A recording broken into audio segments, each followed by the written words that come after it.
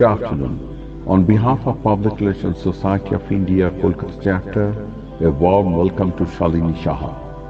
Shalini, a zoology graduate, switched over to her passion in media science for doing post-graduation from a reputed media school of Kolkata.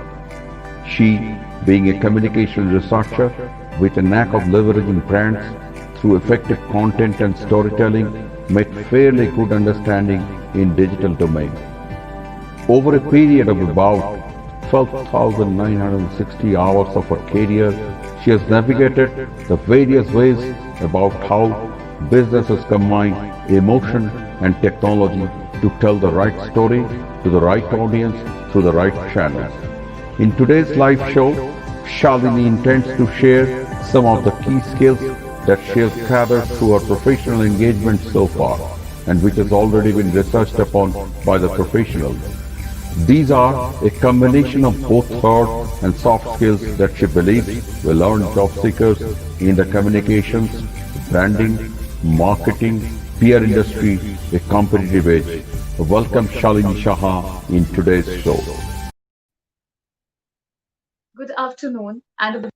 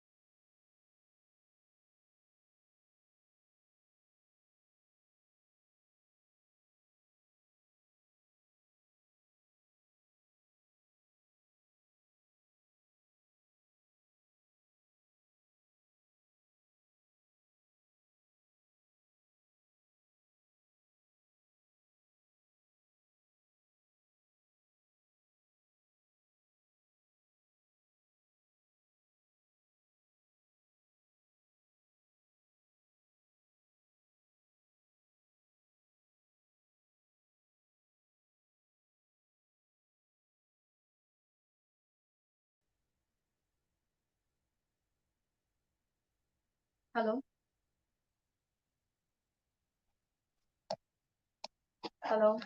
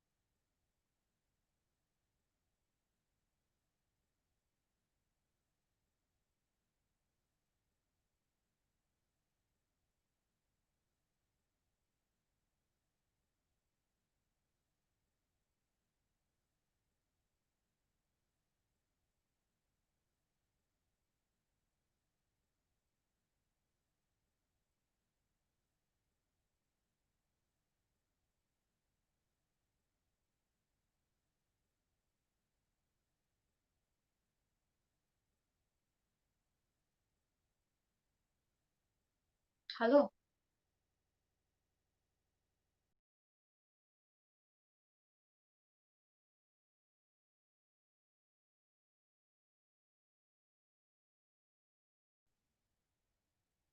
Hello? And we had a technical glitch. Thank you very much for bearing with us. As I said, that we are going to first start with the first session. We can now hear you? Okay, thank you. Thank you. So we are going to start with the first session. May we have the presentation, please?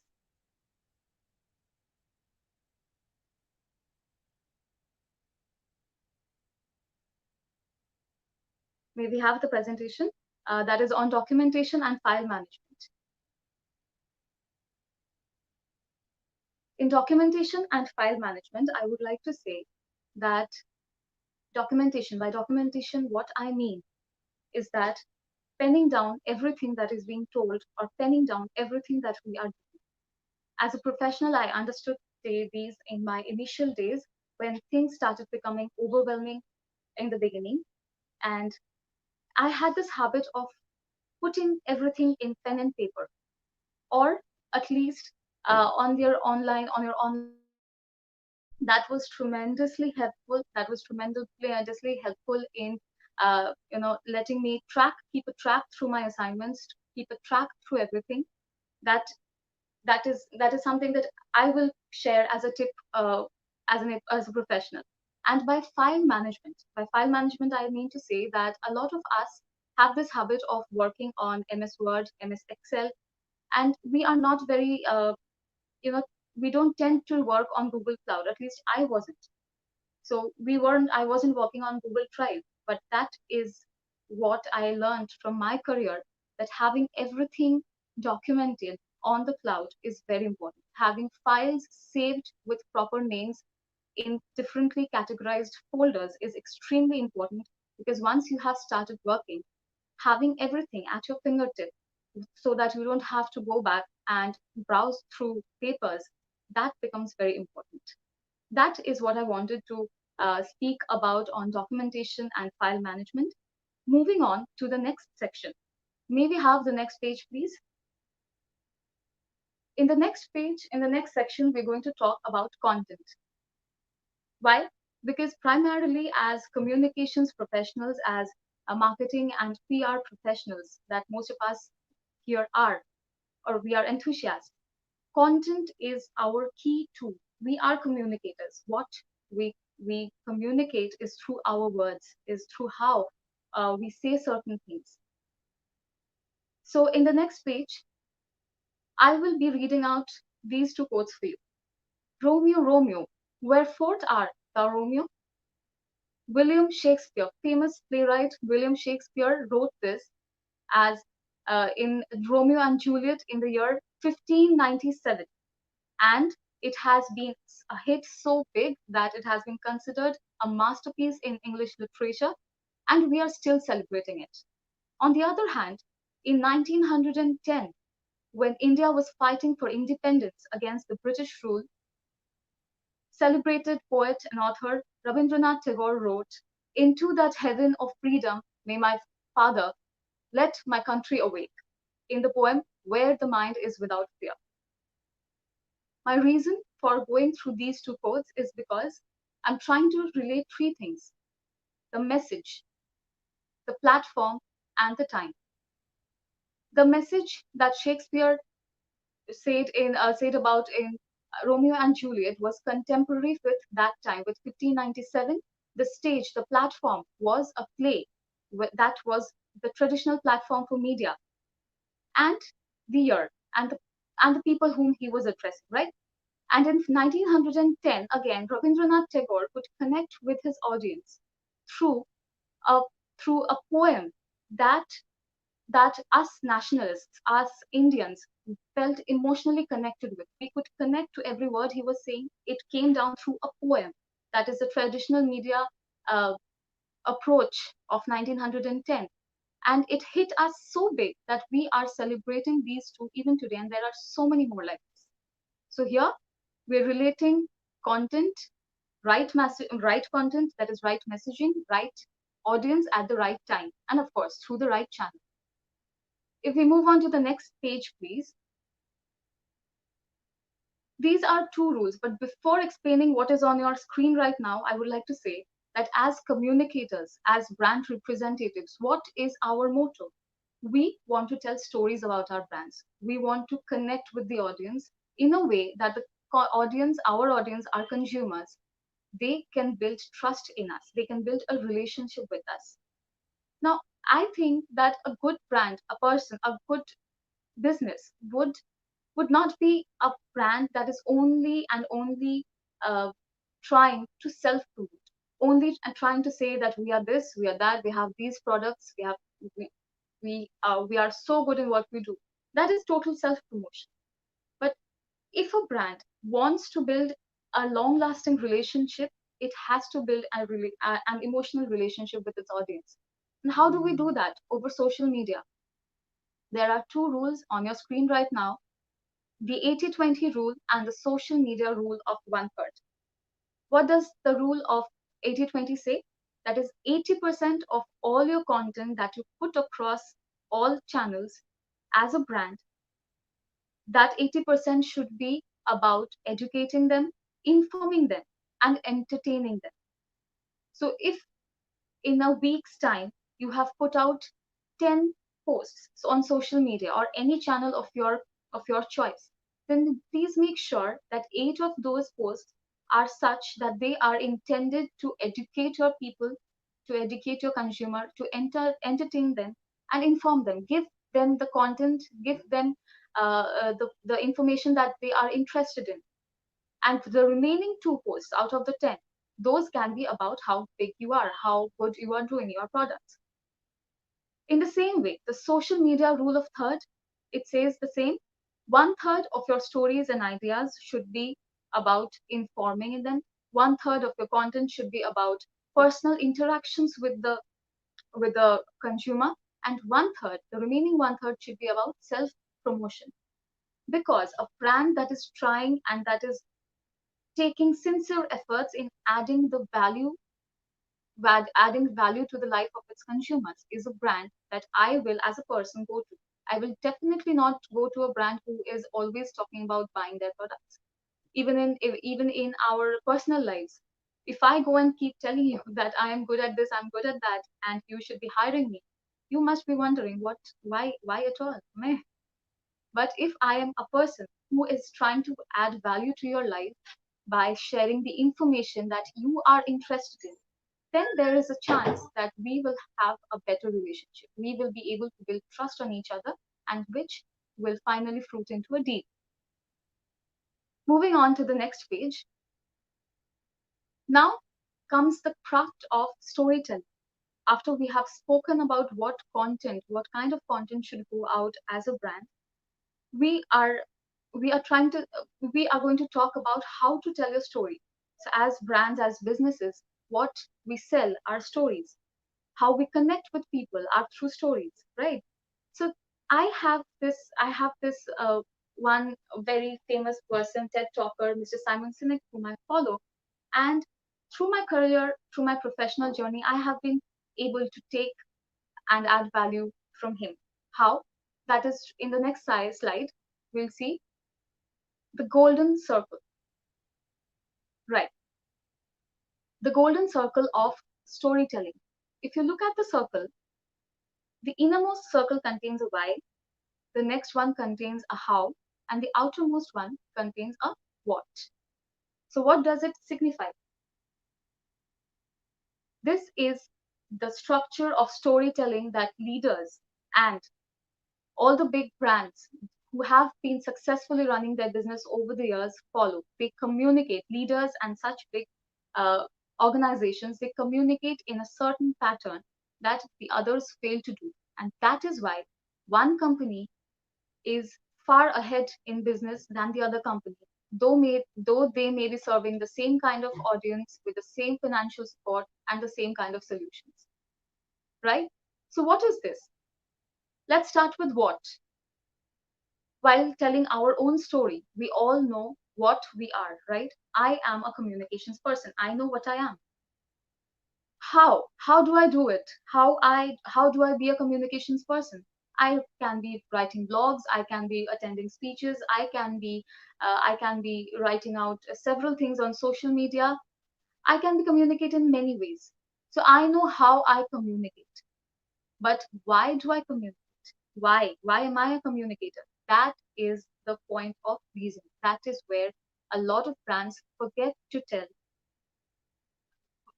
connect the story with.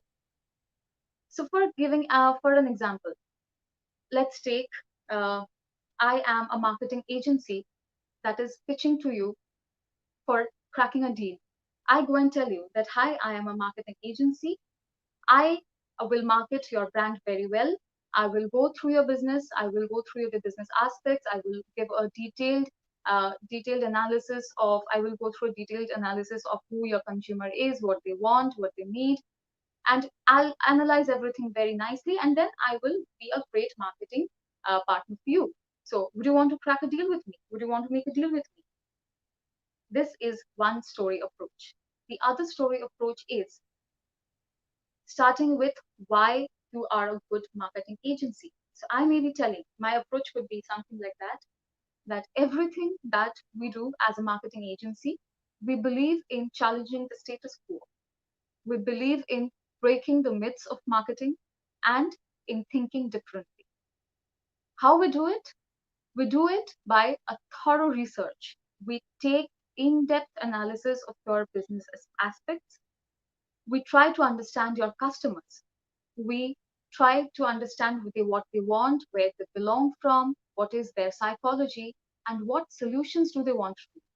And keeping all of this in mind, then we prepare a marketing strategy for you that can be a win-win for both you and your consumers. So we're just a marketing agency. Would you like to work with us? So I don't know which one you would be preferring, but of course, if someone is being able to show me reason to reason with, if they're giving me points to reason with, and they're giving me a chance to connect emotionally, I will be going with that. And I hope uh, that is uh, that is the same thing happens with a lot of you.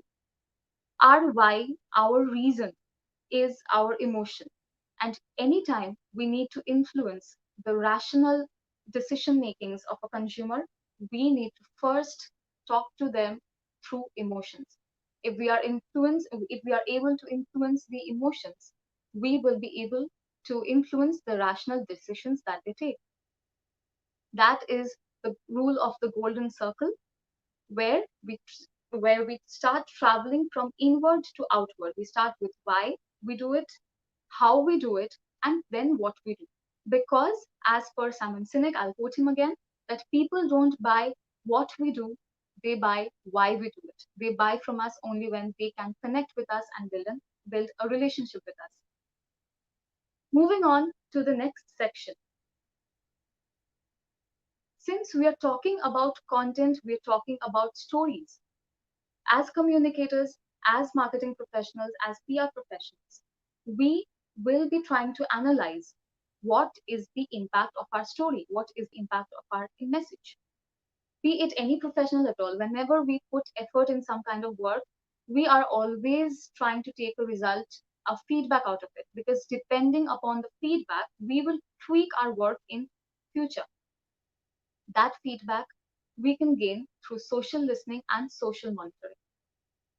Moving on to the next slide, I will tell you why social monitoring and uh, social listening is important. Quickly glancing through these three statistics, we see that according to a recent Sprout Social report, 68% of people like it when brands join conversations. 83% of people like it when brands respond to questions. And 48% of consumers or customers make a purchase with a brand that is responsive, right? My point here is in telling that engagement with the customer is crucial for any business to survive and flourish. If a if a brand is not engaging, is not taking interest in what its consumer is saying, thinking, I don't think a brand will be able to go ahead. And that is not what I think, but that is spread across by leaders in the industry. How do we engage? That is by responding to them on social media, on emails, or any communication platform that we may choose. So we're doing it as big brands. There can be a lot of mentions, right? There can be a lot of stories about you, but you may not be able to always grasp it. That is when we use certain tools. We use certain tools for social monitoring and social listening. But before I take you through that, in the next slide, maybe move to the next slide, please. Here is a definition of social listening and social monitoring for you. What is social listening? Social listening is the process of tracking, analyzing, and responding to conversations around your brand across digital platforms. And social monitoring, it is looking for mentions, conversations about your brands, your services or products, your employees, or even competitors and consumers. So through social listening, we're trying to find out what is being talked about our brand, or if there is at all anything that is being talked about. Because negative feedback is better than no feedback. If there is no feedback, if nobody is talking about the brand, then it's rather a bigger failure, because if we are not being able to create an impact on the consumer. From a negative feedback, of course, we can take it and we can tweak our messaging and make it better. And social monitoring is again looking at mentions, uh, looking at conversations and responding to our consumers apt appropriately on the appropriate platforms wherever they are reaching us. So all of this is a very important marketing approach for any company at all, and that can be done easily with certain tools. We can see that in the next slide. Next slide, please. So tools for social listening and social monitoring. Here is a list, but there are many more. I'll read out. They are HubSpot, Mentions, TalkWalker, Hootsuite, Sprout Social, Google Alerts, Hashtagify, Social Mention, and so many more. Some of these are even free platforms, so we can explore. We can feed our curiosity, check out how it works. These are easy. These tools are going to tell you. They're going to they're going to crawl through content on the internet, and they're going to give you a consolidated feedback on where you have been talked about, who has been talking about you, what kind of content is being spoken, what kind of things are being spoken about you, and you can efficiently respond to your consumers on those platforms, on those particular mentions. I think we are in an era where we are seeing this complete transformation in how brands are putting efforts in communicating. I see it on Instagram all the time, that a brand, big or small, when I have put on a pair of shoes from a certain brand, and if I have taken the effort of mentioning that in a story that I bought these shoes, these are amazing shoes from XYZ brand, that XYZ brand retweets or reposts my stories with a thanks. So there they are trying to personify it. They are trying to enter into a personal relationship. So when I get that kind of an approach from my brand, from the person whom I have bought from, I am further motivated and encouraged to speak good about them and go back to their platform next time, isn't it? So that is a basic about what social listening and social monitoring is. And I hope you can check out some of these platforms now or whenever you feel you are interested in. So moving on to the next section, hashtags. Why hashtags? Because we are talking about social mentions. We're talking about engagements, and what better engagement tool than hashtags? Hashtags trend. Hashtags are perfect for telling your stories, and hashtags can create portfolios for you. Whether you are a person or you are a brand, a hashtag can can can give a total revolution to your visibility on the online platforms. I'm particularly talking about the online platforms because there was already this general shift from traditional to online, and now thanks to the COVID-19 pandemic, we are completely taking on the internet. Right.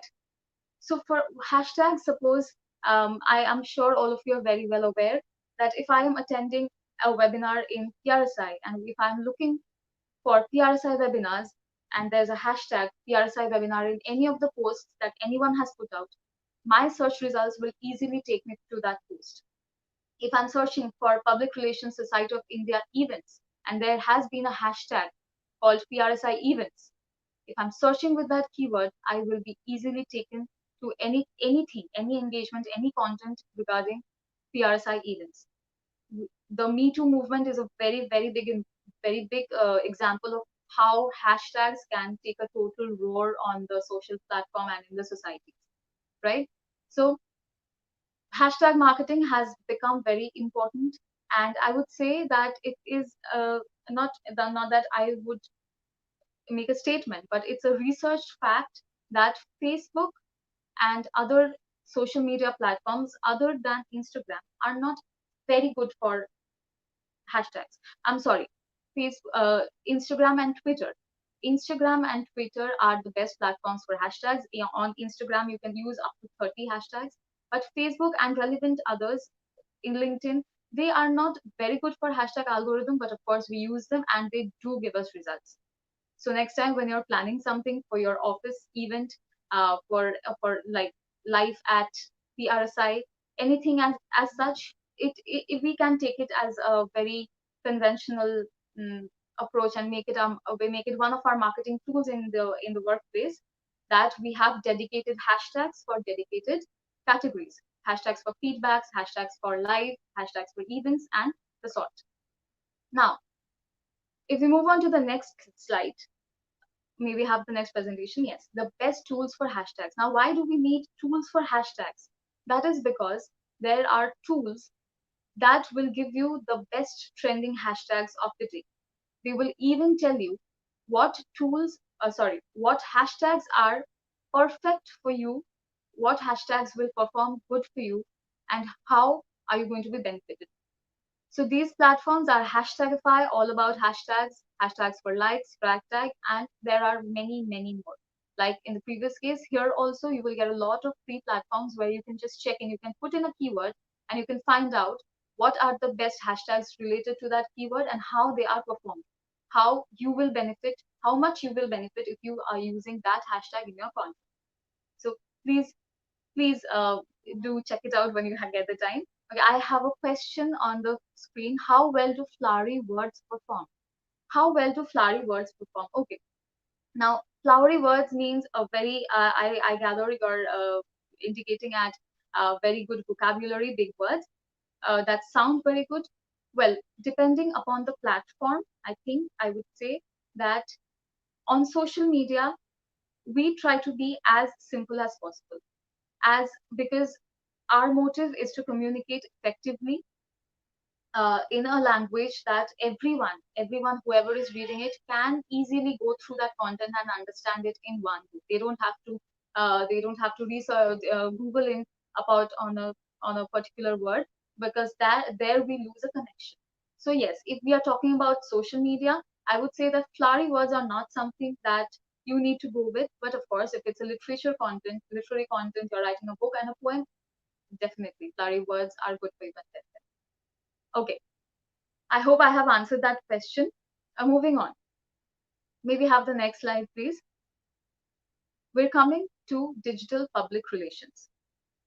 Now, digital public relations is not something that was not present a few years back from now, even 5 years back. It had initiated, it had started coming in the flow of digital of public relations.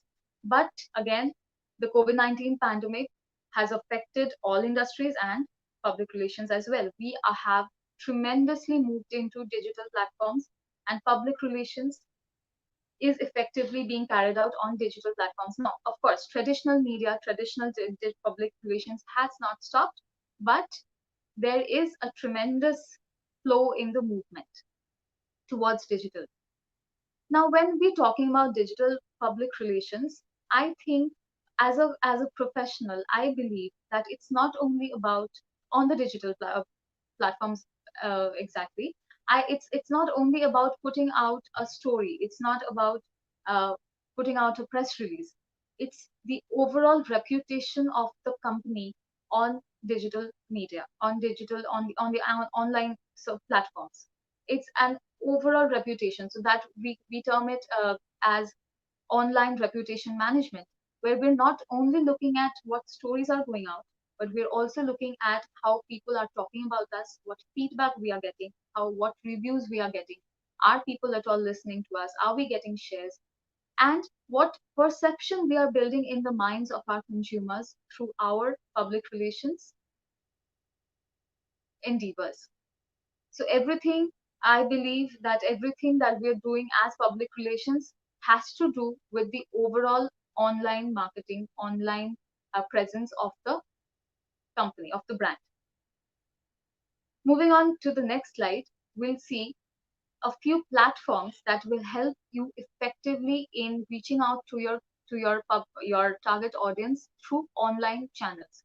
Now, of course, there are a lot of connections. There are a lot of channels, traditional channels, where we can put out a story and we can expect a coverage that people will come and read our story. But it may happen that you're trying to target an audience in the overseas market, or you're trying to target an audience in a particular niche.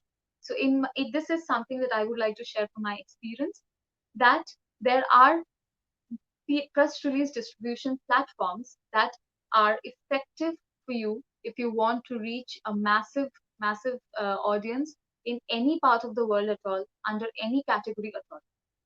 So these platforms give you the flexibility of choosing the location across the globe, the kind of people you want to reach out to, whether it can be people who want to read technology news, it can be people who want to read agriculture news. You can target any category at all and customize your preferences. And you can even decide when you want the story to go out. Some of these platforms are PR Web, PR Newswire, Business Wire, e-releases, and so many more that give you the option to do this. But also, there are free versions. There are free online press release distribution platforms where it's very easy for you to just create an account, put in your story, and it will be there in the online world. So I will not promise that because I have not experienced that there is a massive coverage of story coverage through these platforms. But of course, they are very efficient in putting your content in the Google algorithm. And if you search with the right keywords, there are chances that your story will be on the internet. You will gain views. Some journalist, someone will be able to read your story. And if you like it, if your content is correct, if your storytelling is correct, then they will pick it up. So for our digital public relations, this is a small tool kind of a thing that I wanted to discuss with you who have not yet started the practice, and the ones who have already done, I'm sure you're already aware of this. Moving on to the next one. Since we're talking about content, we're talking about messages, we're talking about messaging, we cannot leave out on visual content, that is our graphics and videos. Why? In the next slide, please. These these are a few statistics. I'll read out. 6 out of 10 people would rather watch online videos than the television. That is by Google 2020 report. And 80.1% of businesses use video as a marketing tool, and use of videos for marketing purposes has gone up by 63% than last year.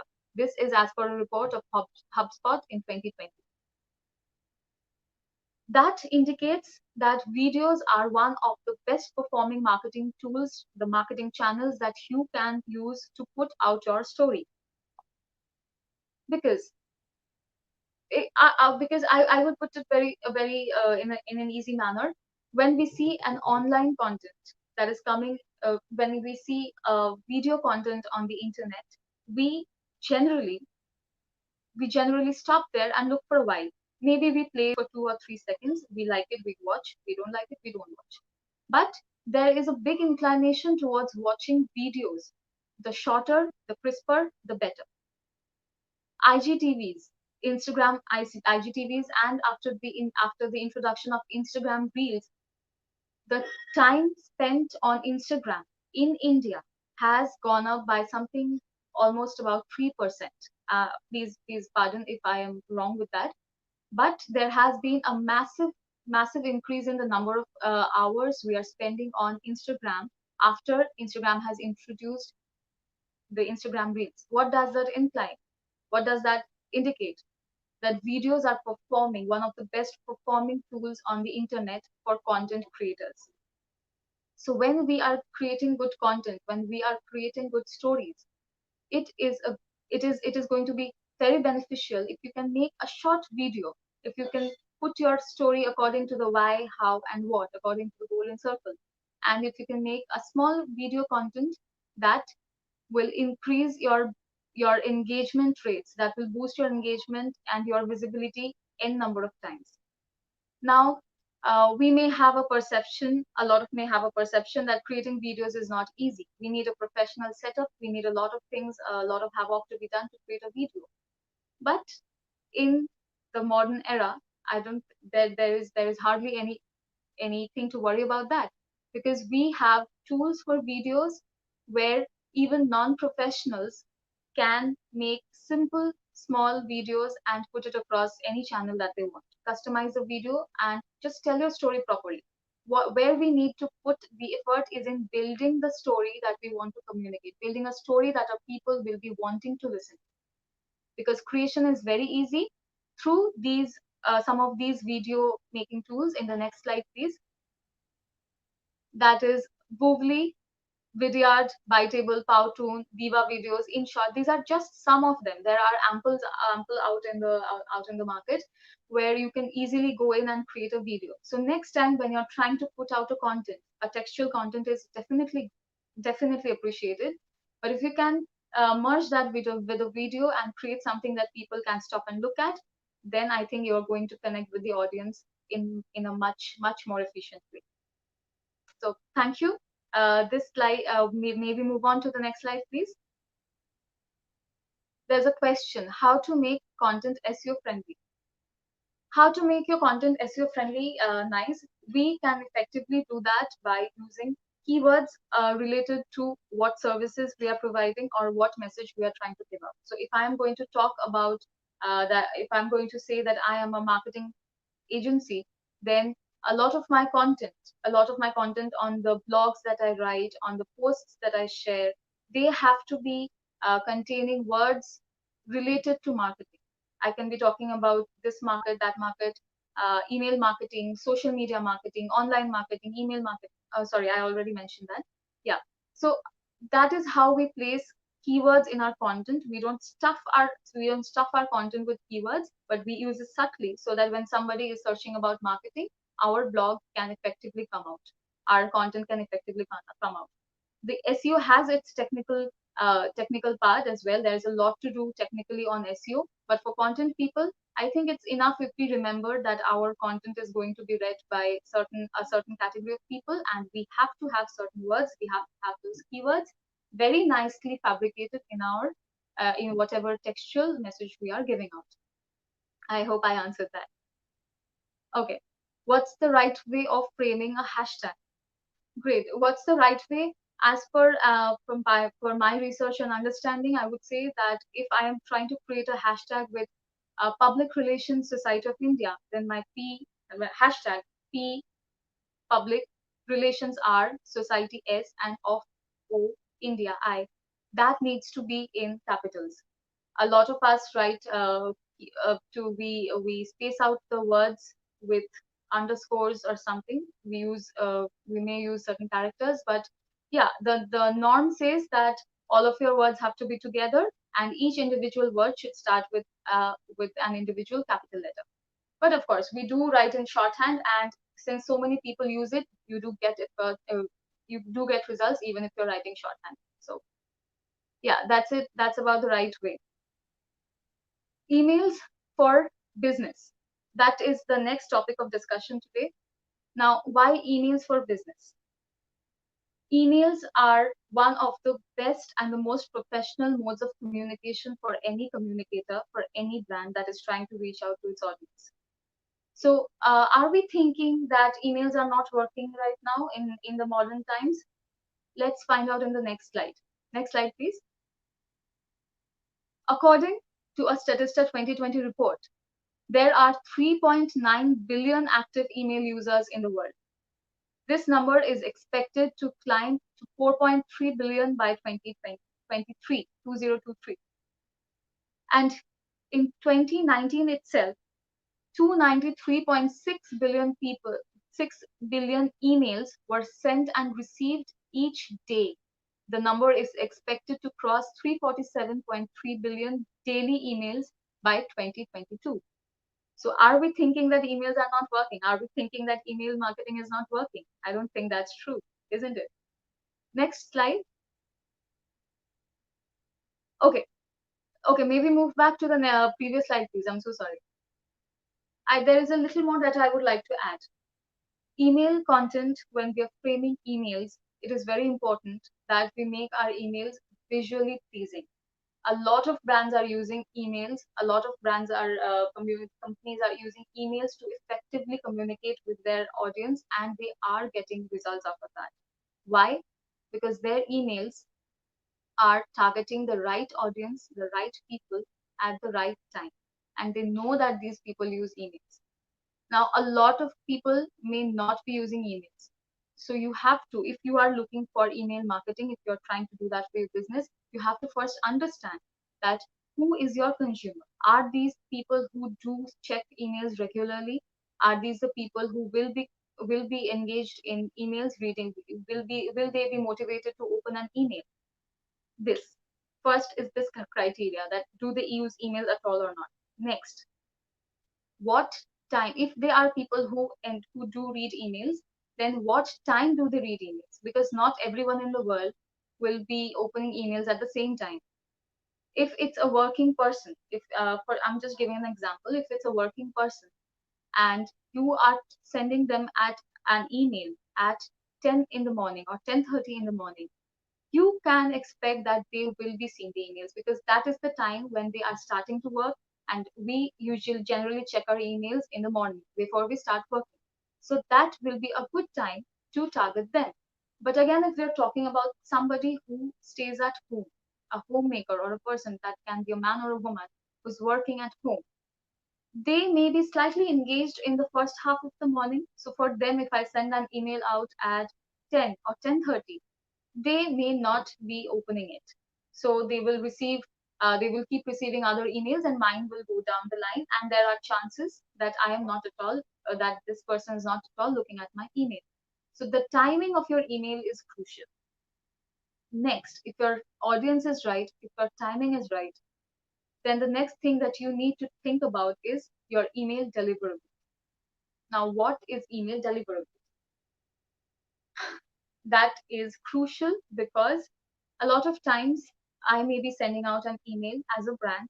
I may be sending out an email to 500 people, and I think that these are the people that we read emails. I have sent them at the right time, but still there is no engagement. I don't see any results. So the result may not be a reply from them, but the result may be reflected on an increase in sales, an increase in my social mentions, an increase in my brand visibility.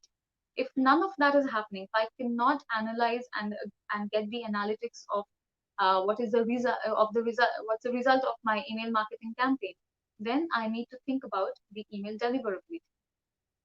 I'm talking about Gmail users because most of your consumers, most of the people, we are using Gmail.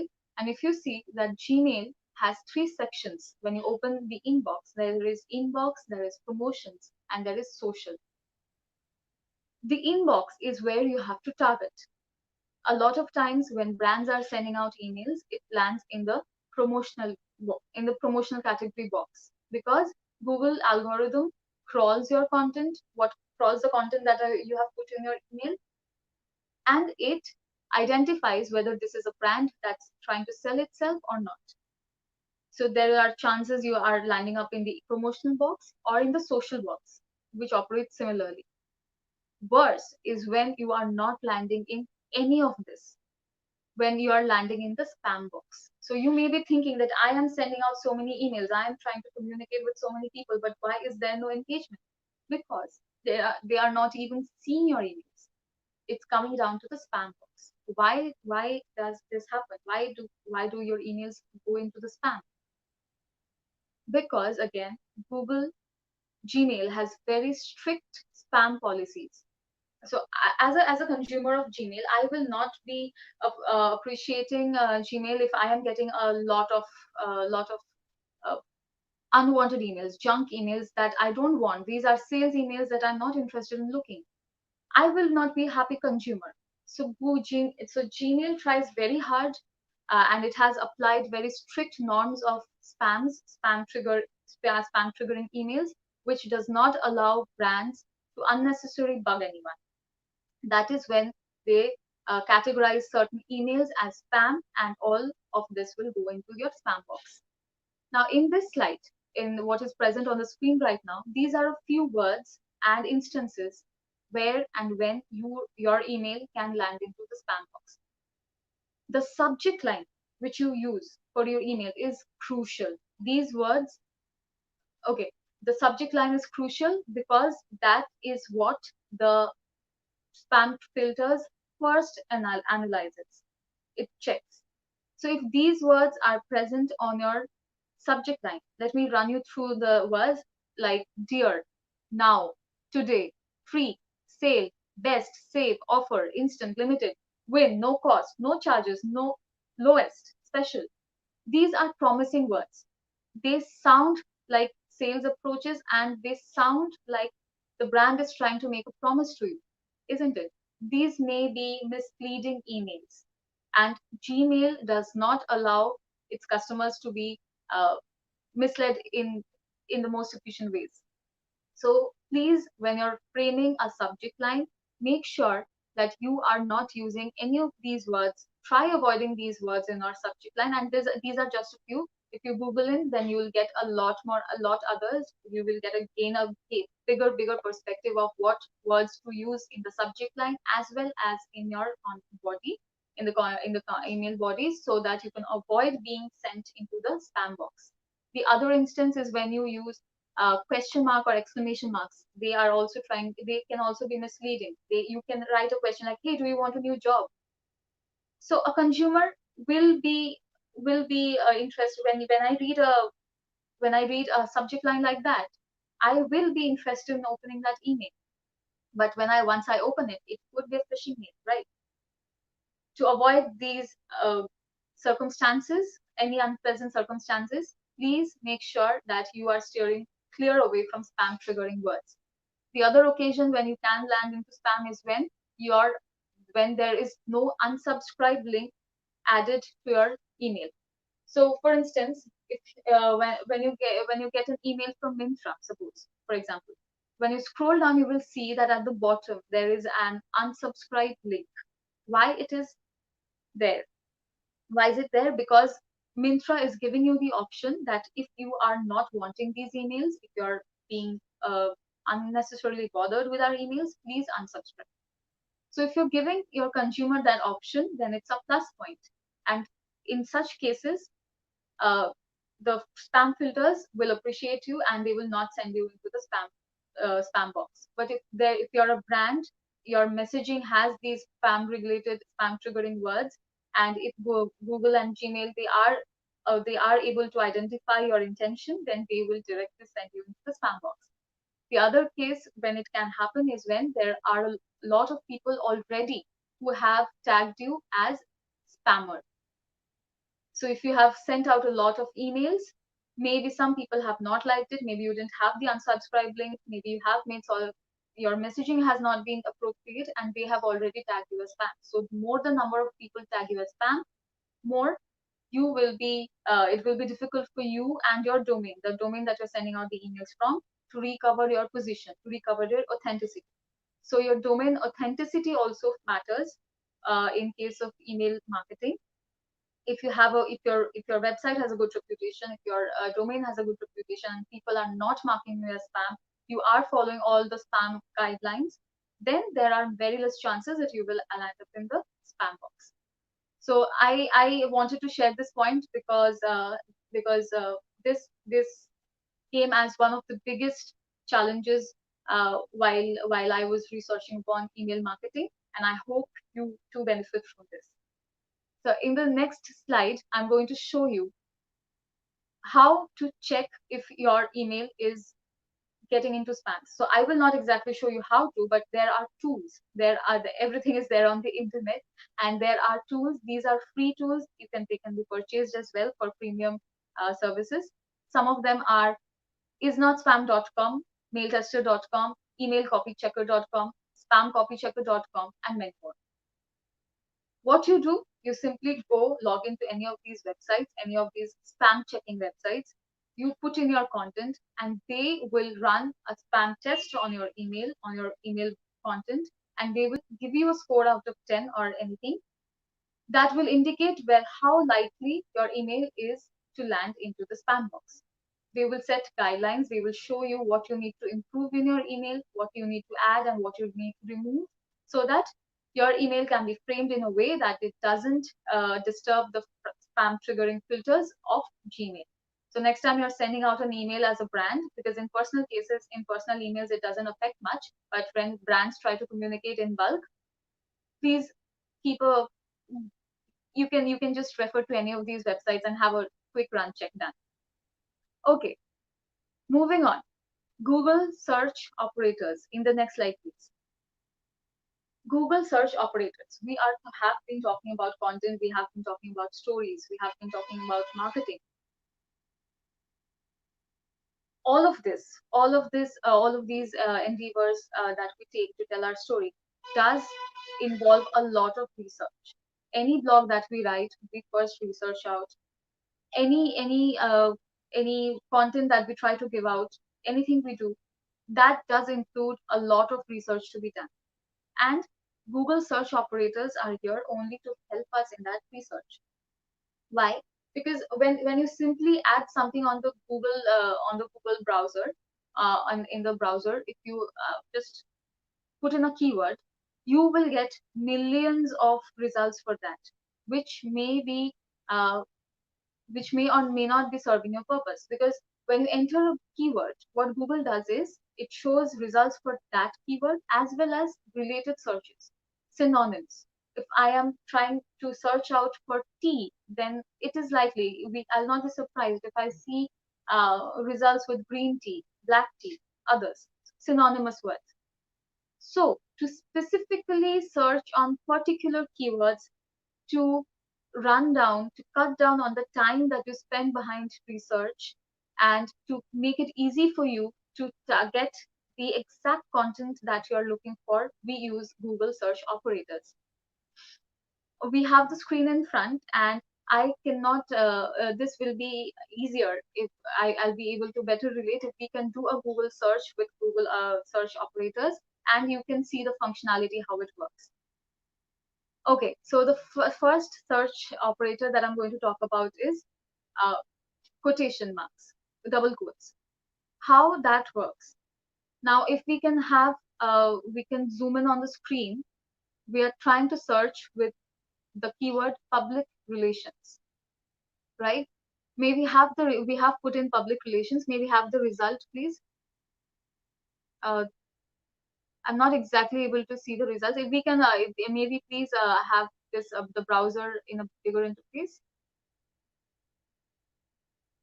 Okay. So you see the number of results that have come out has been highlighted. There are some crores of results with public relations. And if we scroll down on the screen, we will get a lot of content which may or may not be related to what we are looking at. So it will be like I will open a link and I will read it through. If I find the content that I'm looking for, then it's fine. Otherwise, I'll come back, I'll look into another link. That is a lot of time. To cut down on that, the Google search operator that we can use is putting the keyword, putting public relations in quotations. So maybe have the, yes, public relations. Maybe put this in quotations, please, now. So open inverted commas, open quotations, public relations. Yeah, in quotations, and we run the search. Now, please look at the number of search results. It has from 70 crores something, it has come down to uh, 13 only. What it is doing, what is happening when we are putting something in quotations, Google is taking only that keyword. It is going to show results that only has public relations specifically and nothing in synonym, and no results from synonyms, no related searches. Yeah, so as we go down, we will see that all of these results, all of these will be only about public relations. There will be no extra synonymous search results. Now, if we can go back and have a look at the snippet text at the top, yeah, a little below. Yes. Okay, here. Now, the first search result that is appearing at the top of the screen is from wikipedia.org, right? Interestingly, if you want to eliminate certain links, if you want not to see results from certain pages that you think are not going to satisfy your purpose, we can effectively eliminate those out. We can simply run a search by the not operator. So can we go back to the browser, please? If we can search with public relations, not Wikipedia. Public relations in capitals, we'll write NOT, not, and Wikipedia.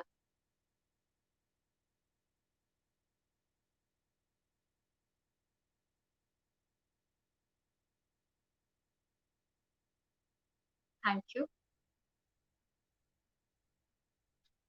In capitals NOT, that is the Google search operator. Now we're not Wikipedia. So we are trying to imply that we don't want results from Wikipedia. And we run the search.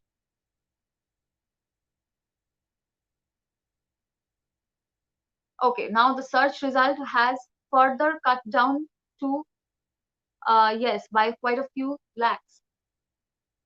Okay, Wikipedia is here. The NOT needs to be in capitals, please, in the search browser. If we can do that. I'm sorry for the trouble. Okay.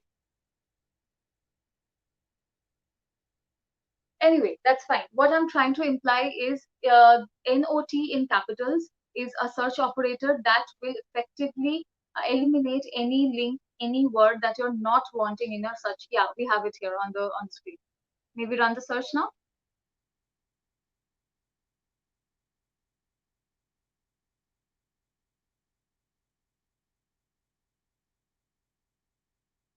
Okay, I think public relations and not a problem.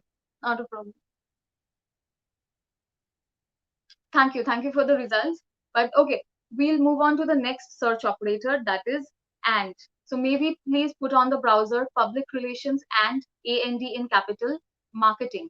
So we're trying to search results where public relations and marketing have to be definitely present on the same on the same links. We want both public relations and marketing in the same content, in the headline or in the text, wherever. Yeah, public relations, if you see the highlighted text, it is containing both public relations and marketing. So when we are joining these two keywords with an and has to be definitely written in capitals because that is the operator, then all your search results, whatever is appearing on the screen, will definitely contain both public relations and marketing in the results. In the same way, there are a lot of other operators which you can run through, which you can try and practice, and you can effectively cut down on unwanted chunk content. You can reach the content that you specifically want in a much lesser time and in an easy manner. There are a lot more that I have listed down in the presentation. Can maybe go back to the presentation, please? This what we did on the browser right now was basically to give you a basic understanding of how it works and to show you how it actually diminishes your number of results by millions and crores and lakhs and thousands, and how it is going to help you when you're trying to run a research. You don't have to go into things that you don't read about while by using Google search operators. Um, Okay, before moving on to this, can we see the last slide, please? Can we go to the slide that is just before this one? Yes, this one. So this is a list of Google search operators. These are the basic ones, and we have run the search with the first one that is in the quotations, the search query in the quotations.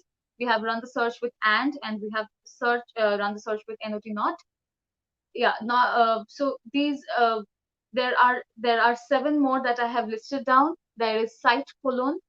Why do we do this? If we do a search with site colon, suppose facebook.com, then everything that is appearing on your screen, all of that content will only be from the facebook.com website. You will only get the list of pages that are available on the facebook.com site.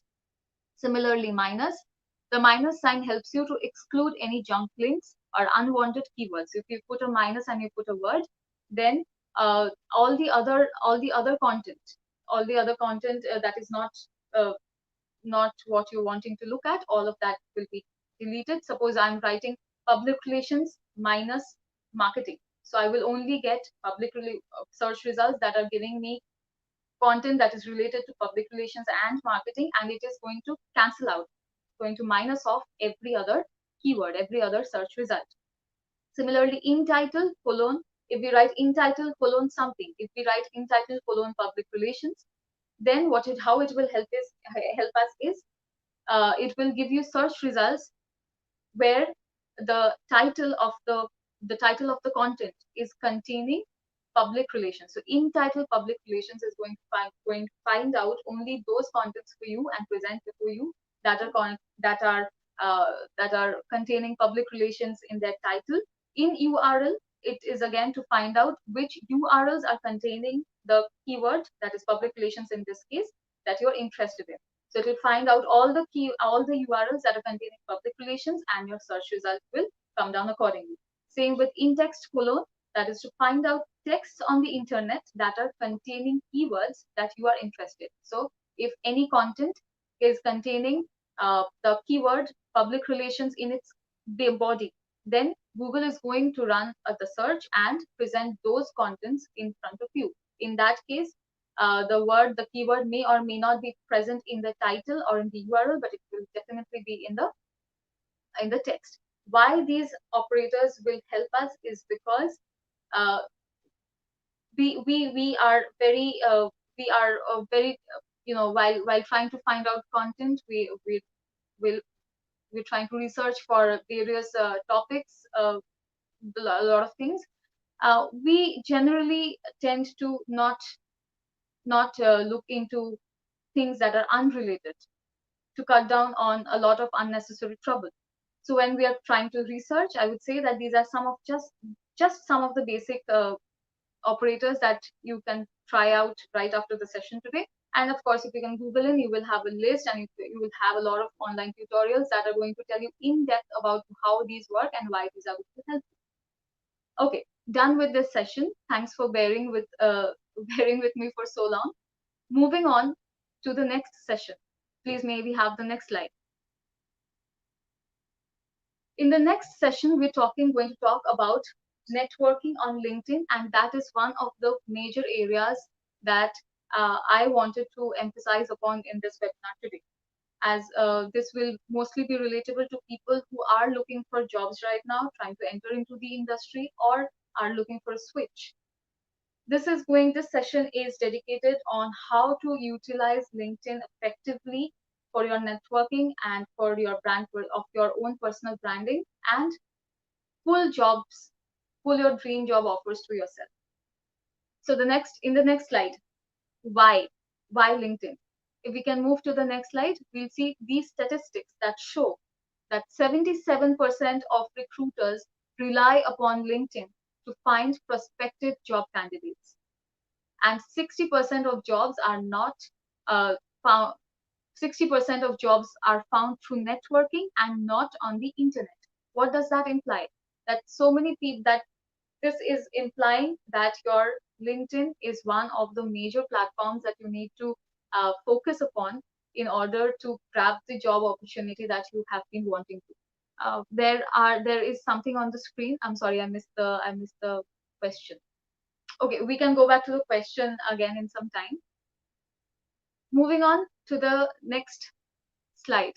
Why LinkedIn? Why is LinkedIn so important? Is your social media account in the sense of Facebook important? Is your Instagram important? Of course it is. So is LinkedIn. LinkedIn for people like us who are in the industry, who are looking, or people who are looking for getting into jobs. Please make sure that this is one of the social media platforms that you spend your maximum time upon, even more than Facebook and Instagram. Why? Point number one, personal branding. How personal branding is being affected? Because LinkedIn is a platform for professionals where you can effectively establish your expertise, establish your authority. When you're putting out messages, when you're putting out posts, when you're sharing things that are related to your interest, you are telling a lot of people what you are into. A lot of people are being able to see what you believe in, what you do, and what are your concepts. In that way, the more you share, the more you talk, the more will be your the more will you be able to build your personal brand. Whenever there is something, when if I keep sharing content about marketing, branding, public relations, the more people will see that Shalini is talking about these things. So she has a fair understanding of certain domains. We may approach her for a consultation, for a work, or maybe I can help out someone in some way with my knowledge. All of this is going to impact your personal brand, and when you have a personal brand that that is influential, you are more keen to draw the jobs, draw the opportunities that you want. The next one is full job offers that we have already spoken about. The next, LinkedIn is your online resume. We should have spoken about this first, but yeah, LinkedIn is your online resume because your resume is a 1 or 2 pages document that may or may not contain everything that you have done, that may not contain every achievement that you have made, that may not contain everything that you want to know the recruiter to know about you. But once they are on your LinkedIn, they can see every platform that you have commented upon, everything that you've shared. Maybe you've attended an important conference somewhere, you have taken a picture and you've posted there. That only builds the image that you are an active person in the industry, you are interested in the profession, and you're trying your best. So if these are the engagements, just like on Facebook and on Instagram, we uphold our social lives, we connect with people regarding our personal choices and so many more things. LinkedIn is the platform where you have to connect with professionals for professional benefits. So yes, also make sure that when you are preparing your resume, you do have your LinkedIn account in hyperlinked. Moving on to the next one, why LinkedIn? Because it helps you to be a part of the community. Okay, yeah, this slide, please. Thank you. Yeah, so it helps you to be a part of the community. So there are millions and millions of professionals out on LinkedIn who are going to connect with you who are going to connect with you through the same domain. There are so many other professionals. If you're a public relations practitioner, then there are people who are much ahead of you, much senior of you in the industry, or there may even be people who are just coming in. So it's all a community. It's about being part of the community, of reaching out to these people, both who are ahead of you and who are trying to join you. It's about building, it's about building this connection so that you are able to leave a mark in a particular domain. In public relations, if you're interested in, then you are able to leave a mark in public relations. So whenever a next professional from public relations is searching out for people from this industry, your name is likely to come across in the search results. The more you engage, the more you're spending time on LinkedIn, connecting with people, talking to people, leaving comments and sharing things, the more is your visibility, the more is your networking, and the more is your opportunities for greater jobs. So the next point is pretty much clear. We have only been talking about that. More networking equals to more job offers. I think we don't need much to discuss on this, and we can move on to the next slide. How to network effectively. This session is supposed to be about networking and why networking. We have spoken about why networking. Now we're going to speak about how to network. So a lot of us, we have created a LinkedIn account and we have sent a few connection requests. We have accepted a few and we have stopped. We have not done anything beyond that. I had done that for so many years. Yeah.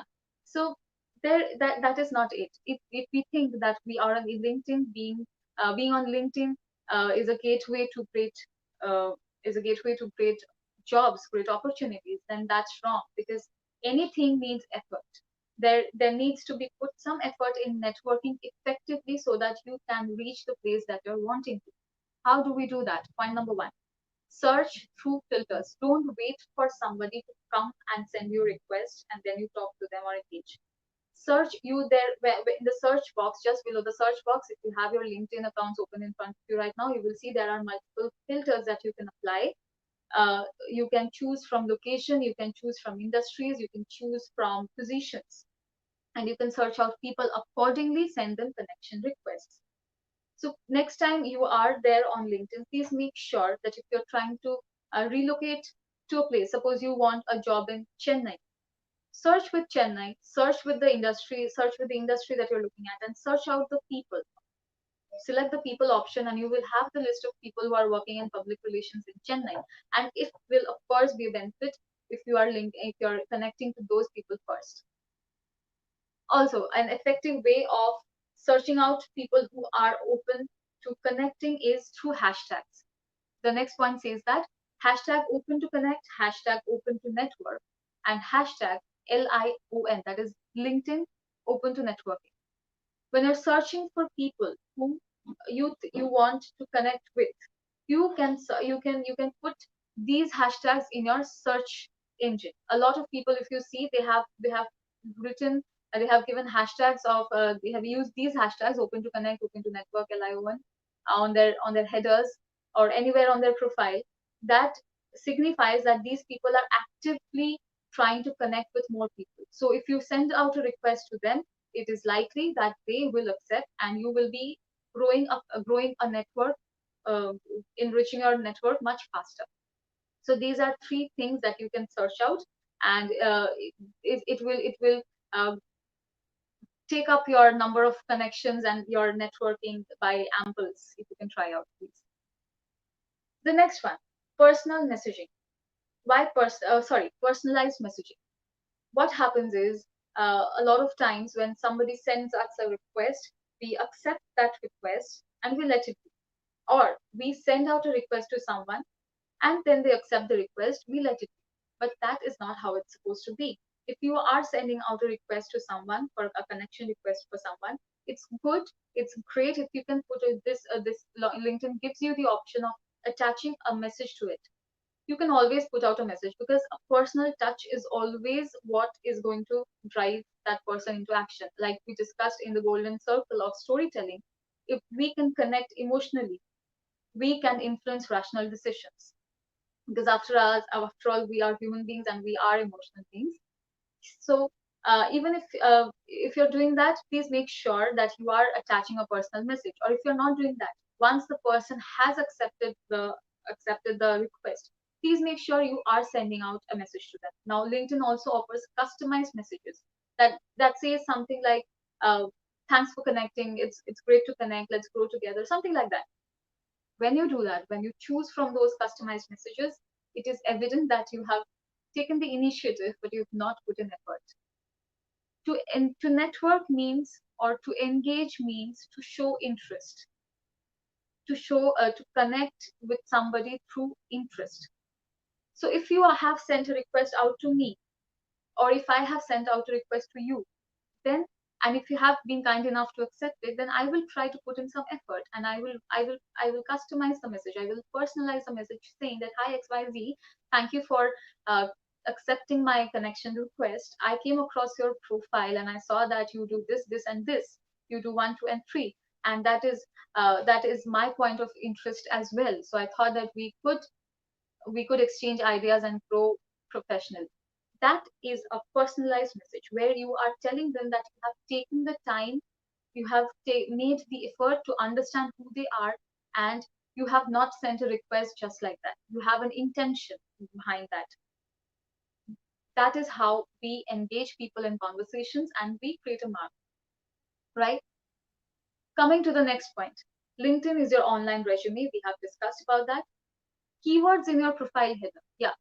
So networking will not only happen when you're talking to people, when you're putting out messages, when you're putting out posts. It's not going to happen only through that. Networking is also effective networking is also uh, dependent upon how your LinkedIn profile looks, how well you have optimized it. How do we optimize it? By putting keywords. Just like it's for SEO on the Google algorithm, it's the same for LinkedIn as well. We can do that by putting the keywords right in the header of our LinkedIn profile. So just below the profile picture, we have a section where a lot of us put in our designations. If I am a journalist, then I will write journalist at this. But that is your designation. To tell people, but since you are building your profile, building your personal brand on LinkedIn, you have to tell people who you are and why you are doing what you're doing. So it's always suggested that while you're writing the header, to not put your designation there. Rather, write what you believe in, who you are as a person. I will be putting something like, "I am a storyteller. I am a digital storyteller. I am a public relations enthusiast. I am a marketing professional." I will be putting out these things that will help people understand who I am, because my designation is not going to, it's not going to tell people who I am, isn't it? That is a position that I have obtained out of my qualities, but I need to present what my qualities are. So please make sure that your header and your overall profile, your description, your profile description, we have a space for summary also.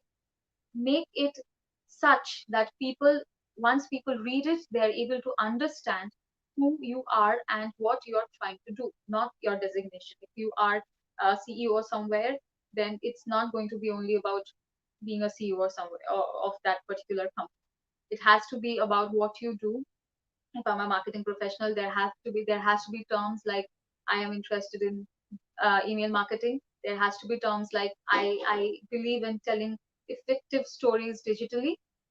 These are the kinds of keywords that I will be using in my LinkedIn profile header and in my description, so that anyone, when they search out for people in public relations, my header will be scrolled first and I will be appearing on the search results. That helps you in networking with the right people in a great way. And I have personally been benefited from it. So I would suggest you do the same. The next one is banner and description. Description we've already spoken about. The banner. What is a LinkedIn banner? Most of us, I'm sure, who are watching right now, uh, we don't have a LinkedIn banner, but we do have a Facebook cover, right? We do have a Facebook cover, uh, which efficiently tells who we are. If I am a person with a Facebook cover showing mountains, then you will be able to understand that I'm a person who loves mountains, who loves traveling. If I have books, then you will be able to understand that I'm a person who loves books, and you will be able to make a perception of me. according to what I have put on the cover image on my Facebook, even the DP, yeah, the display picture. Coming to the LinkedIn banner, the LinkedIn banner has the same importance in professional terms. If I am a marketer, then I will definitely try putting something in the banner that is related to marketing, that is related to storytelling. That may be a quote, that may be my that may be my picture and a quote that I believe in.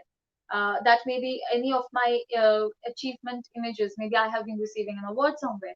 I can put that up, but it has to be something. It has to be personalized to who you are, because once a person visits your profile picture and your banner is what they're going to see first to make an impression of you, to draw a perception.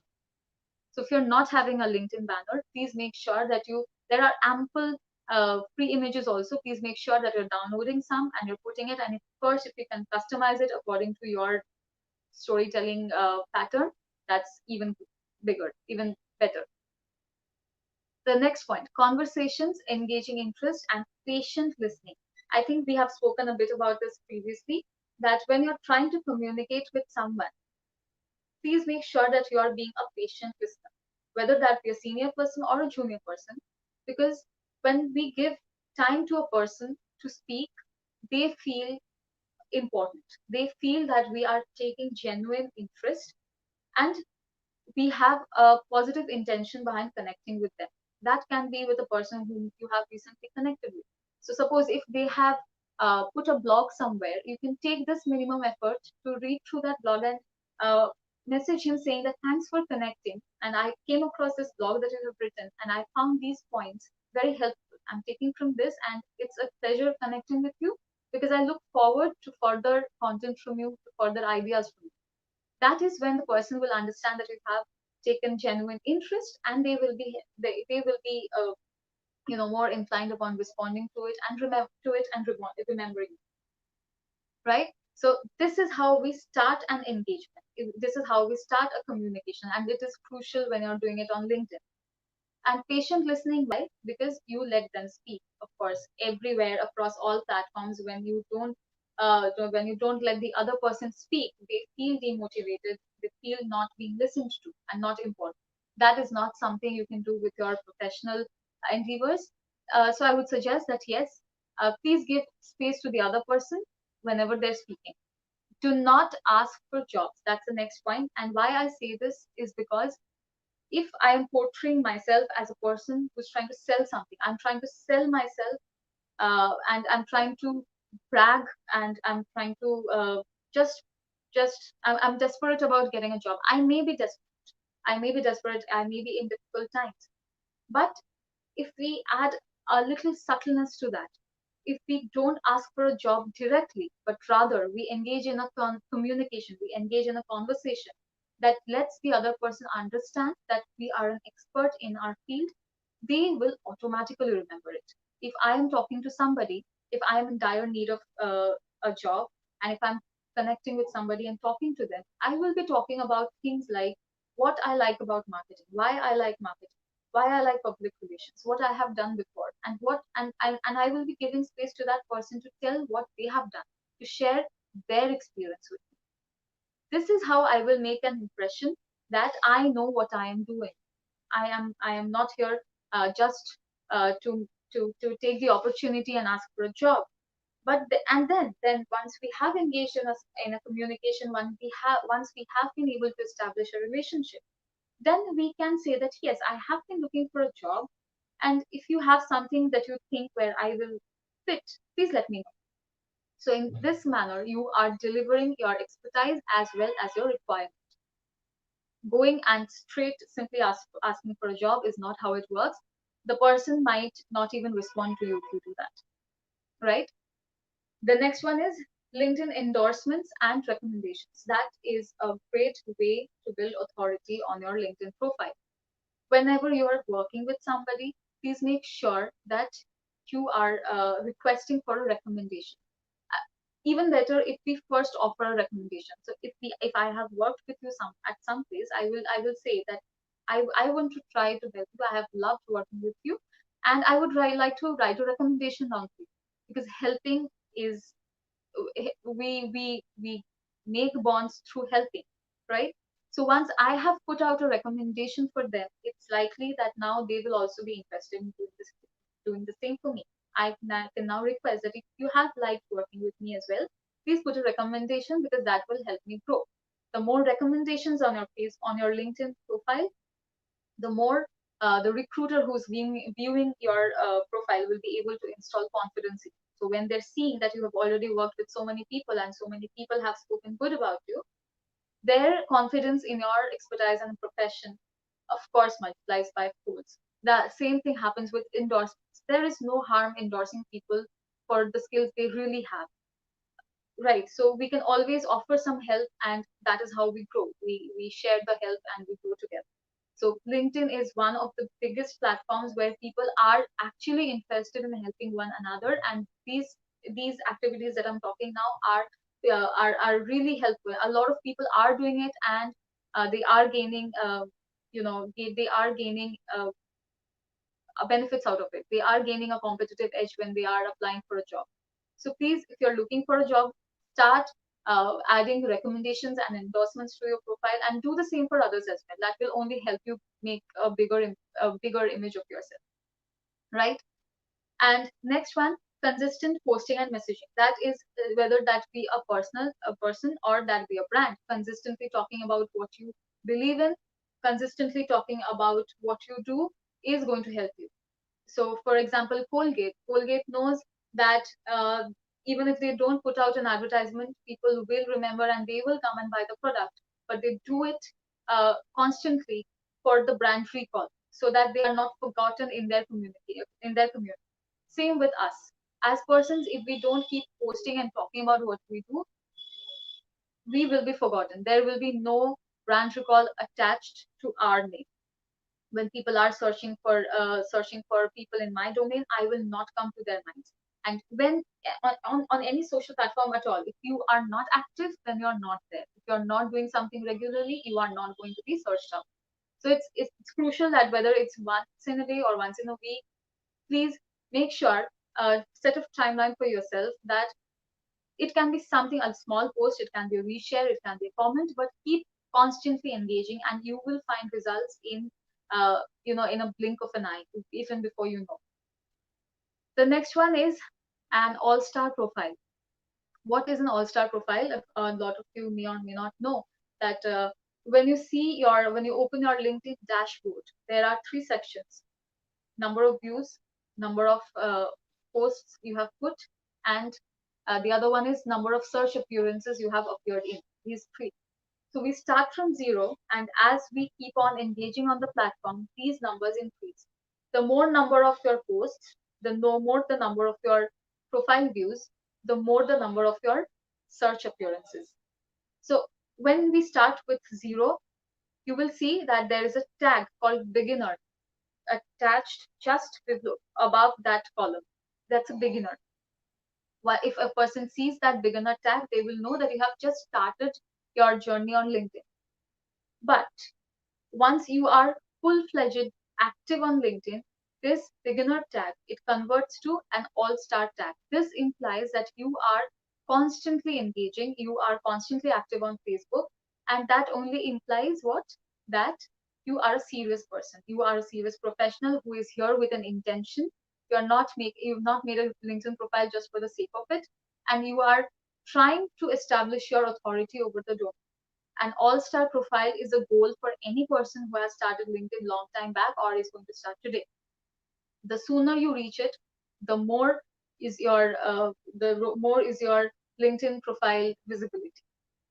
And another thing that I would like to suggest as an exercise is that please develop this habit of sending at least 20 connection requests per day. We don't do it for a lot of time. We may have a very few connections which keep growing as कोई हमको अगर भेजता है request, so we accept it, one or two, but don't do that. Don't depend on others. Send a request every time you meet a person professionally for professional needs. Connect with them immediately and take out 15 or 10 minutes of your day's time to search through the filters and send connection requests to at least 20 people, and you will be surprised that a lot of them will be accepting it, and your LinkedIn connections will go up in leaps and bounds, of course. Okay, so that is an exercise that I would like to suggest to you before we move on to the next platform. So if you have any questions, please write it down in the comments box. I have missed out on a few. I'm very sorry for that, but I hope I'll be able to address that in very shortly. Moving on to the next section. That may we have the next slide, please. So as we move on to the next section, we're going to talk about resume, your marketing tool. So for job seekers, two things are the most important. One is your resume and the other is your LinkedIn profile. The resume is your 1 page or 2 page document that is going to contain everything that you've done in so long. These maybe if you're entering the industry now, you may be 18 or you may be 20, you may be 22. Whatever you have done in all these years, that all of that is going to be accumulated in one sheet of paper or 2 sheets, and that's going to be all that you have to offer to the recruiter, right? So creating a resume that will help you in getting the job is crucial. Now, when we are talking about building resumes, if we go to the next slide, maybe go to the next slide, please. This one. When we're thinking about building resumes, uh, this is a resume that is visually very pleasing.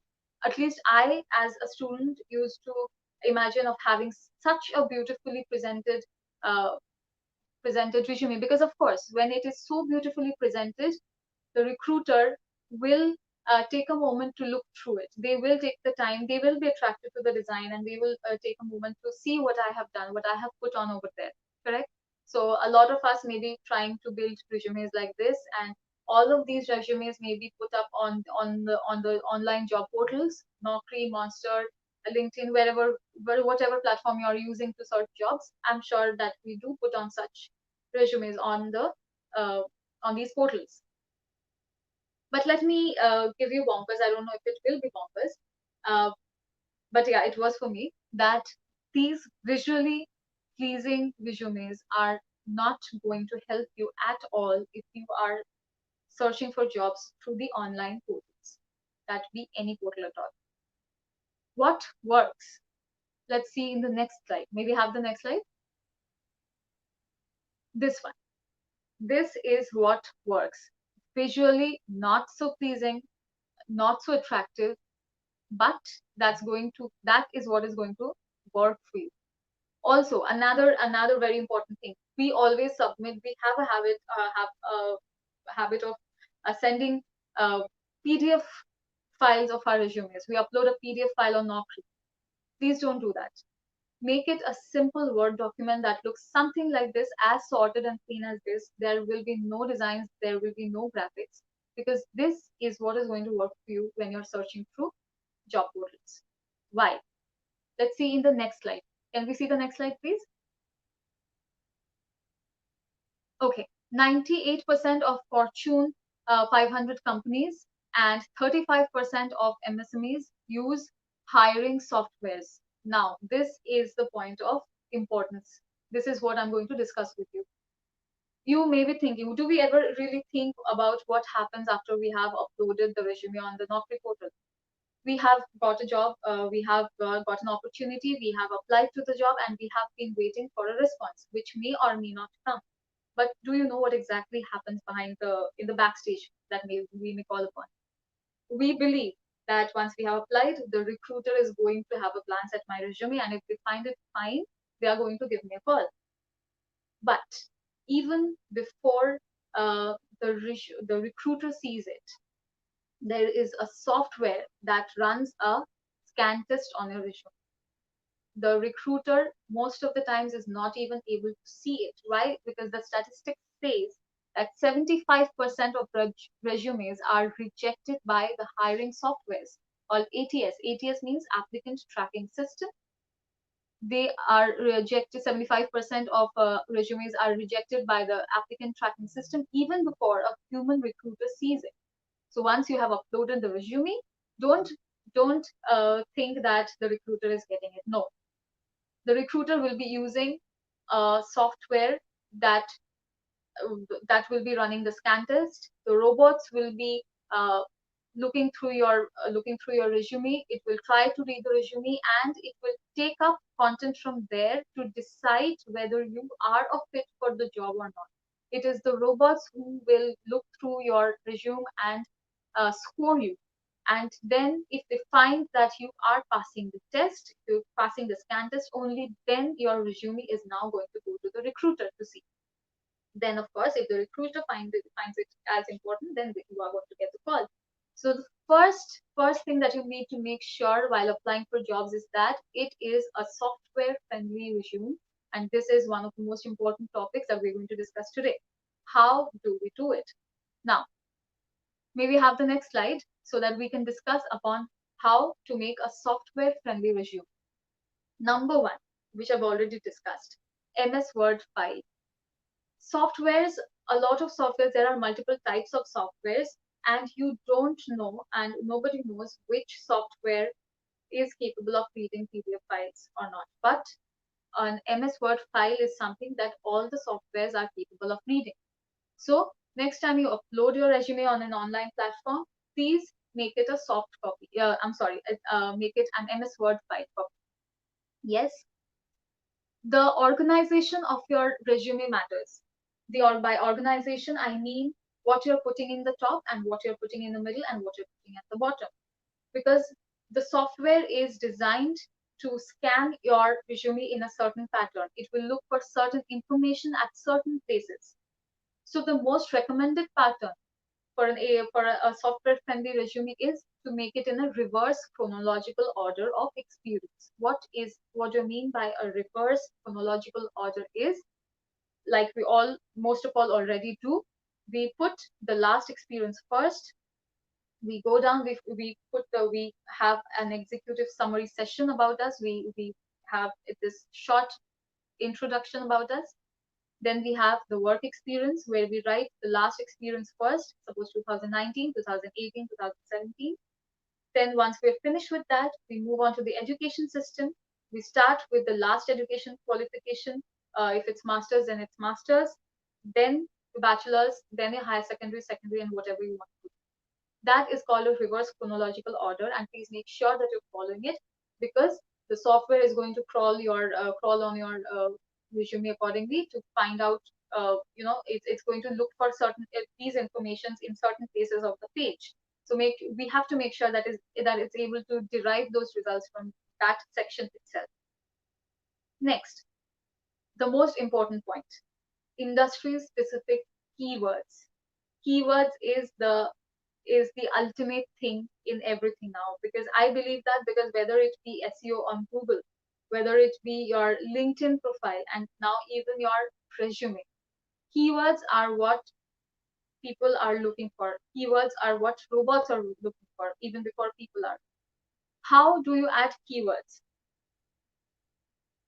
Simple way. In next point, match the job description. You have, suppose, seen there is a job opening somewhere. There is a job description that every job offers. Read through the job description carefully and look at what qualities, what responsibilities, what skills the recruiter is looking for. These are your keywords. What are your keywords? The keywords are the words, the responsibilities, the skills that the recruiter is looking for in you, in a potential hiring. All of these will be mentioned in the job description. So be very strategic. Read the job description. Take out the things that you think that uh, the job recruiter is looking for. If they are looking for somebody who can write blogs, suppose there is a point on the job description that you have to manage, you have to write blogs and you have to manage them. You have to look after the SEO. Then blogs, SEO, manage. These are words that you need to fill up in your skills, so that when you apply for that job, there is a match. Who will look into this match is the software. The software will do the same thing as you are doing. The software will look at the job description, and the software will look at your resume. It will pick up keywords from here and it will try to match with keywords from there. If there is a match, then it will call you fit for the job. If there is no match, then it will not. Simple as that. So try to take as many keywords as possible from the job descriptions and prepare your resume accordingly. The next one, use of strong action verbs, very important. Please avoid writing responsible for, led, led this community, responsible for this social media campaign. Please avoid doing that because those are action verbs. Of course, our action verbs are verbs that are describing what work you have done, but these are very weak. Try to be a little more specific about what you have done, a little more in depth and important focus with more focus on what you have done. Suppose uh, you have made a social media campaign. You have done the entire thing. You have done the entire planning. I'm sorry. You have done the entire planning. So we tend to write planned social media campaigns, ran social media campaigns, something like that. We may write. Please avoid doing that. Write words like uh, designed social media campaigns, engineered engineered a process for better sales metrics. This word engineered, it is a strong action verb. Strategized marketing endeavors for this particular client. Strategized, you have basically planned. It's the other word for planned, but you're using the word strategize to show a better, to make a better look and feel itself. That itself draws importance on your resume. There are several other words like this: organized, engineered, devised a way to do this. And another thing, before I miss out, please add quantity to your resume. By what I mean is quantify your achievements. When you're writing devised a social media plan, please don't stop over there. If you know a number that you have been able to achieve through that social media campaign, please use that. Devised a social media plan to increase the number of page followers from 100 to 7,000. This is the achievement that you're going to show. Instead of this, if I wrote that I was responsible for uh, writing, so planning social media campaigns, isn't that very, is that, does that even sound very impactful? I don't think so. When you write engineered social media campaigns to derive results in terms of number of followers increasing from 100 to 7,000, then that is a compact statement that you're making, that is having action verbs, that is having important action verbs, that is having the keywords social media campaign, that those are your keywords, and that's also the including the quantity, that is also including the result that you have been able to achieve from that campaign. All of this is what will add to your resume. When I am, of course, if you see results, you are drawn to that, right? Moving on to the next point, bullet points. The software, the software is simple and complicated. So, we try to simplify our answers through bullet points. The same way, the software also tries to find simple points. It a simple organization. The more you break down your content into bullet points, the more the software will be able to read through them. And when you're using bullet points, please stick to the traditional dark signs, the bullets, or the encircled ones. Don't put on asterisk signs or hashtags or something like that, because again, it's a robot. You don't know what it will be able to read or not. If you see the ATS guidelines, if you can just Google in and see, you will see that most of the people are saying that the software you give it, the more the simpler content that you give it, the better it will perform a search on a test on your resume. So add simple bullet points to your answers. And next, very important point that I discussed already, that achievements or responsibilities, achievements slash responsibilities. I mean to say achievements versus responsibilities. Please don't put out what responsibilities you had, in your previous job. Put out your achievements. Put out what you have. You put out a quantity, like we discussed earlier. Put out a quantity. Show that I have been engaged in this work, and I have been draw this amount of result out of it. You have, if you have won an award for the best employee of the year, make sure that you are putting it over there, that I won the position of best employee of the year in the year, and you mention it, right? So achievements versus responsibilities is a key point that you need to remember. And profile hyperlinking is the next point. That means profile hyperlinking means you put in links, embed links in your resume. That can be your LinkedIn link, and it has to be your LinkedIn link, has to be profile link, has to be over there. Please do link it to your resume. Also, the links to all the certificates that you have, on, if they are on present on the online platform, or if you have uploaded them somewhere in the Google Drive, you can always put all of your certificates in a particular folder in the Google Drive and link it to your resume. So it becomes even more easy for the recruiter to instantly look at the certificates that you have achieved, instantly look at any of the, if you have been to a very technologically advanced program, do put in a link to that event or anything about that event, where there is a list of what you have done, what you have learned, so that it only makes it easier for the recruiter to understand you in a better way and have instant access to all the skills and knowledge that you possess, right? The next one, easy to read fonts. Why? Because first you have to remember that your resume has to be readable, easy to read. It should be easy to read because recruiters are busy people. As per statistics, a recruiter uh, generally gives something around 6 to 9 seconds of time in viewing through your profile. If at a glance they see what they need to see, they will be interested in going deeper into the content, and maybe you earn the interview call.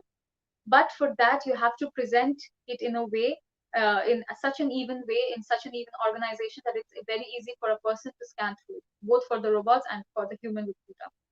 So for that, it's suggested to use easy to read fonts such as Arial, Calibri, Helvetica, and others. Stick to the basic font styles, and your job is sorted. Okay. Removal of tables and charts is, again, the next point is very important, because the ATS, as we already discussed, it's not a human. These are robots, and they don't understand what you're trying to imply through graphics. So there are tendencies where we try to make a very visually pleasing resume, and we put out a pie chart that, uh, I try to rate myself, my skill, as 9 out of 10 in this section. I rate myself 5 out of 10 in this section, and we make a pie chart out of that. We make bar graphs, and anything of that sort. That's good for the human when the human is seeing it. But the resume software, the hiring software, is unable to read through those tables or charts. Please don't use them, right? Because the intention is to first crack the software and then finally land into the recruiter's table, correct? Yeah. So please don't use charts and tables. If you have written in tables, please remove them. Make it a simple left to right alignment, because that is how we read. Just as the software reads as we read, it goes from left to right, and it cannot decipher columns and charts. Please keep that in mind. And these are the basic steps for making a software friendly resume. Of course, if you do go in a lot more details, if you take professional help, they will be able to make a better version of your software friendly resume. But you can of course start with the basics, and these will help you. I think you will see results very soon if you started it. And the last point, and most important, one resume fits all. No, it doesn't. We i i this is from a personal experience. I made one resume while I was trying to look for a job. I made one resume, and I was using that same resume for all kinds of jobs that I was interested in. The first blunder I was making is I was not using keywords. I was not looking at the job descriptions. I was not taking out keywords, and I was not putting over there. But even before that, I have to understand that every job, you have to understand that every job has individual requirements. I may have made a resume from a marketing profile, but now I want to appear. I'm also interested in uh, in a in a job that is for a graphic designer. So the resume that I have built for a marketing profile will not fit the job for the graphic designer, right? There will be difference in approaches. So I have to create different resumes fitting to the purpose. If there are multiple types of jobs that I want to apply for, then there have to be multiple types of resumes dedicated to each of these job categories. So please make sure that you're having, at least if you're looking for two kinds of jobs, maybe you are also interested in being a content writer and you're also interested in public relations, then you have a resume that is dedicated for public relations jobs and another one dedicated to content writing jobs, with of course the proper keywords. And once we do that, we'll be able to uh, see better results very easily, and the process really helps. So with that, I think that is the end of the session.